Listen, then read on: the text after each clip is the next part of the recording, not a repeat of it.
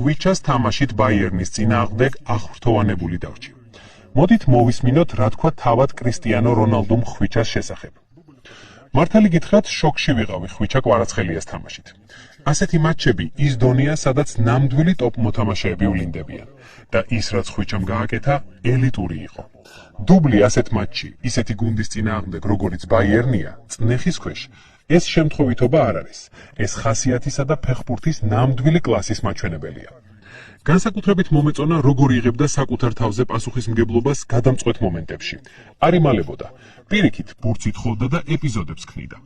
ასეთი გამოსვლების სიგნალია მთელი საფეხბურთო სამყაროსთვის, რომ ის უკვე უბრალოდ ნიჭი აღარ არის. ის ფეხბურთელია, რომელიც უმაღლეს დონეზე ქმნის სხვაობას. თუ ასე გააგრძელებს თამაშს, შეძლებს აბსოლუტურად სხვა დონეზე გასვლას. ბაიერნის წინააღმდეგ მატჩი მანაჩვენა, რომ ამისთვის მზად არის. დარწმუნებული ვარ, პასუხობ მატჩით ძალიან რთული იქნება ხვიჩას შეჩერება.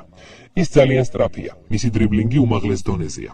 დარწმუნებული ვარ, ეს მიუხენელებისთვის ნამდვილი პრობლემა იქნება. ყოველ შემთხვევაში პირველ შეხვედრაში მისი ნეიტრალიზება ვერ შეძლეს.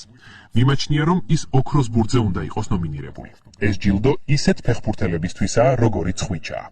თქვა კრისტიანო რონალდუმ Sky Sport-ისთვის მიცემულ ინტერვიუში.